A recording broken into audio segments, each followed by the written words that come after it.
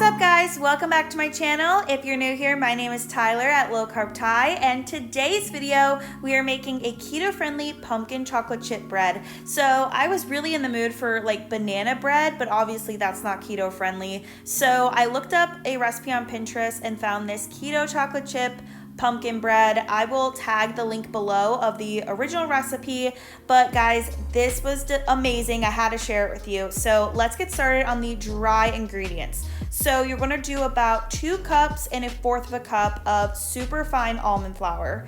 And then you're going to add in 1 tablespoon of pumpkin pie spice, 2 teaspoons of baking powder, and 1/2 teaspoon of salt. Mix that together and then set it aside. And then you're going to mix up your wet ingredients.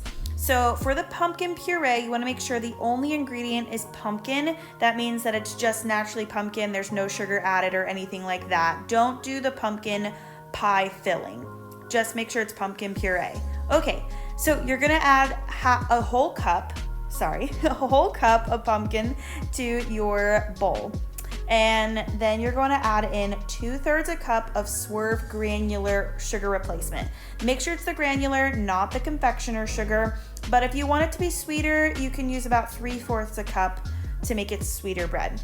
Okay, so then the next thing you're gonna do is crack in 4 eggs. Make sure that they were set out at room temperature. While I was mixing the dry ingredients and adding everything to the bowl, I just set it out on the side so that it could get to room temperature.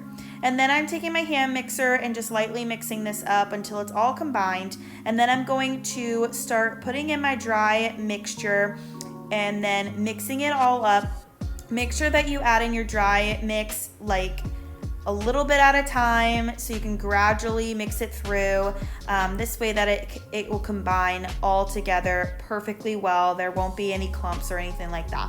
So once I have all of this mixed up, then I'm gonna add in my chocolate chips. So the chocolate chips I'm gonna go with are the Lily's no sugar semi-sweet baking chips. You can obviously do dark or the milk chocolate or any, what flavor that you like, but the semi-sweet tastes perfect with this recipe, trust me. So I'm gonna fold in my chocolate chips just a little bit, and then I'm going to add it to my bread pan, which I've already sprayed with some olive oil spray.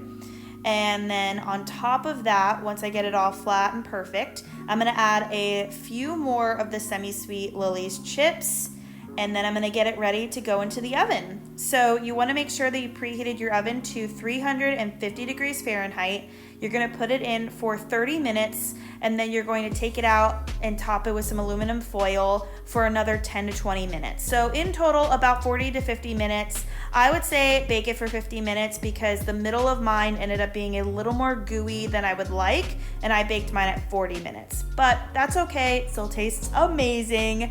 Guys, the smell of this, if it was still fall, it would be amazingly perfect, but I think that you can enjoy this any time of year. It's not overly pumpkin-y, if that makes sense. Guys, this pumpkin bread was so moist, it was delicious.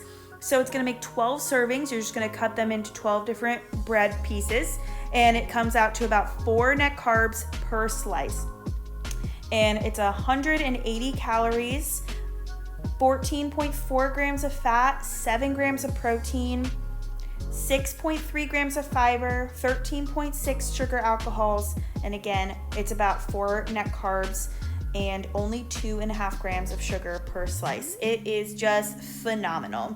If you guys want to check out more recipes from me, make sure to follow me on TikTok and Instagram at Low Carb Ty, and I'll catch you next time. Bye guys.